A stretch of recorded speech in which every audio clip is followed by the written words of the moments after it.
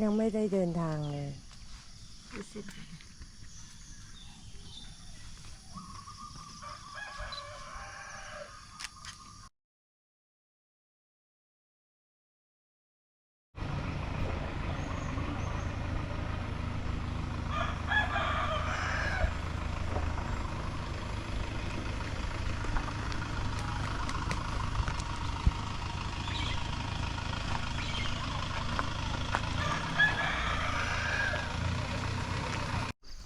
คนก็มาเยอะแล้วค่ะเนี่ยไปทำแบบนี้ได้ไง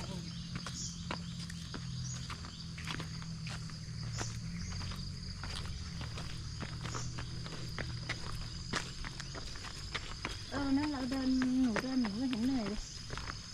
แดงวันนี้หนูแก่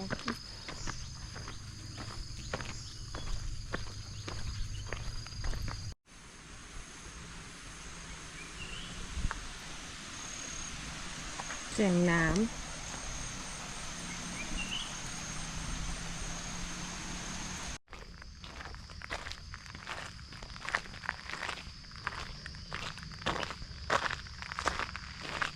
มาถึง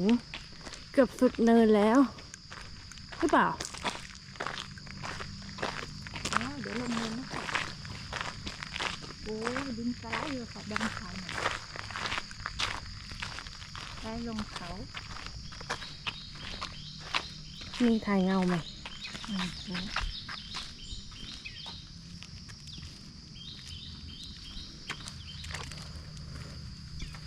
เป็นไงบ้างเริ่มร้อนๆแล้วนะไม่เหนื่อยเลยเหรอเขานี่สวยถึงทางลงแล้วเย่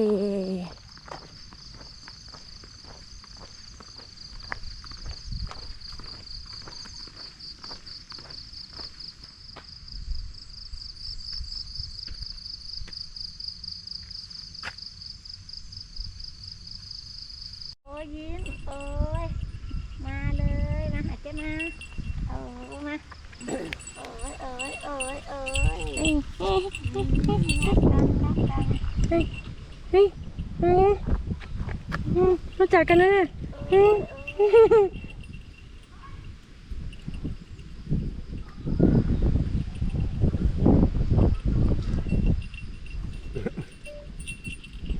จับกันถือเลย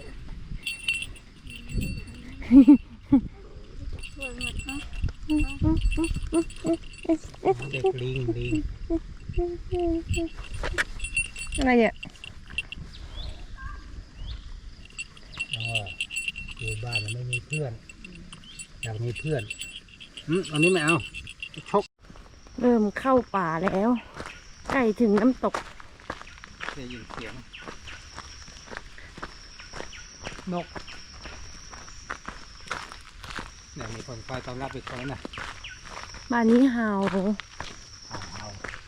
แต่ไม่เห่าถ้าไม่เห่าไม่ใช่หมาสินี่ไงปลาไหลนั่นปลาไหลสวัสดีสวัสดีมันต้องเป็นไอเสือแน่เลยพอตัวนี้นี่ดุหรือไม่ดุเนี่ยท่าทางเนี่ยนี่คือน้ำตกเลยมันมีน้ำเยอะพาไปดูเฮ้ยมันมาถึงนี่เลยพอซึมมาเรื่อยๆนะน้ำซึมไหลมาจากไหนน้ำซึมมาเรื่อยๆซึมมาจากนี่แล้วก็มารวมกันเนี่ยเยอะเหมือนกันว่ะเยอะ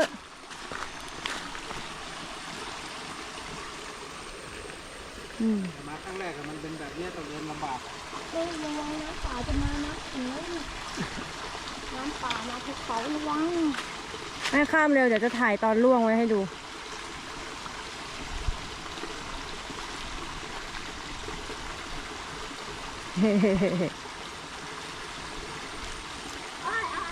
อะไรนะอันนี้เราเดินมาทางนี้กันมาถึงทางเขาตรงบ้านนะฮะอันนี้มันมีรถกระบะเนี่ยตรงบนกำลังจะเข้าป่ากันไปแล้วไปน้ำตกไปได้ไหมเนี่ยมันโลกจังเลยพ่อมันก็ดูเตียนๆอยู่นะมันเหมือนมีคนเดิน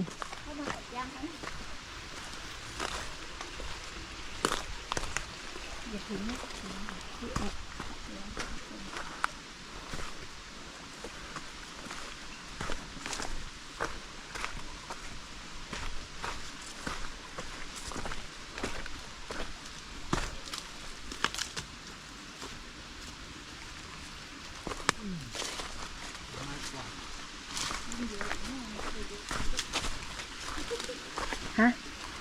อ๋อ แล้วก็ถ่ายอย่างนี้ไง นี่บัง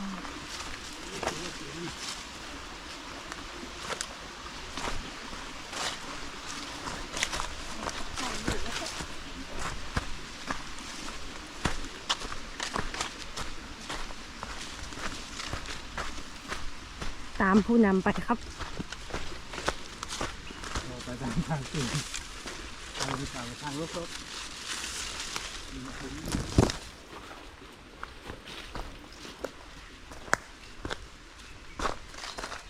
อีกเคยมาเนี่ย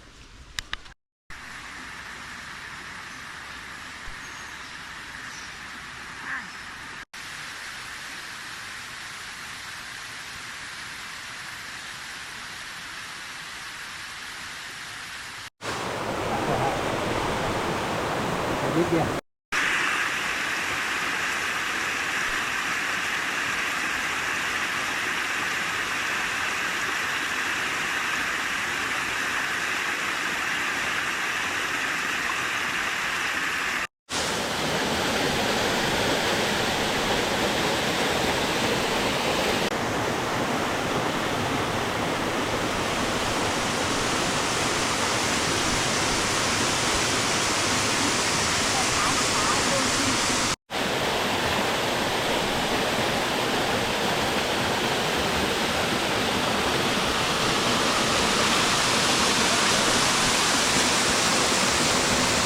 แม่บ๊ายบาย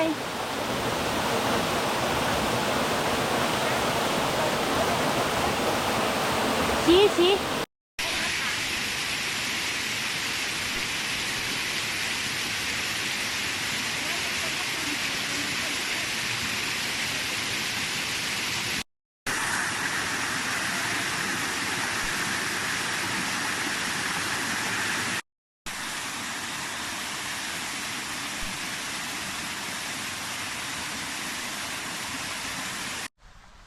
ออกจากป่าเรียบร้อย แต่ป่าก็เหมือนยังอยู่ในป่านะคะ บอกว่าระวังลื่น ระวังลื่นบอกใครคะ ทางมีแต่ตะไคร่บอกคนแก่ระวังลื่นนะจ๊ะ จ้าจะเด็กกันลื่นมาก่อนได้นะจ๊ะใบไม้ก็แฉะก็ลื่นไม้อ มีแต่ น้ำ ตะไคร่นะคะ อมน้ำวัด ใส่เท้ามันใส่เท้าใส่เท้า ซอยเนี่ยจะไข่นั้นลื่นก็ไปกับด้วยกันนะคะ ลื่นโชว์หน่อยค่ะ ว่าเราขึ้นเวลาลื่นทุกครั้งเหรอ ลื่นสักหน่อยแต่ไม่ค่อยรอ ลื่น ผู้เฒ่า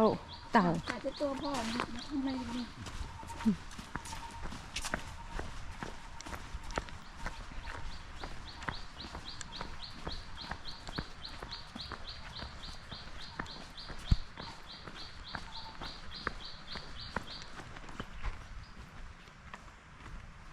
สู้ค่ะคนแก่สู้ค่ะ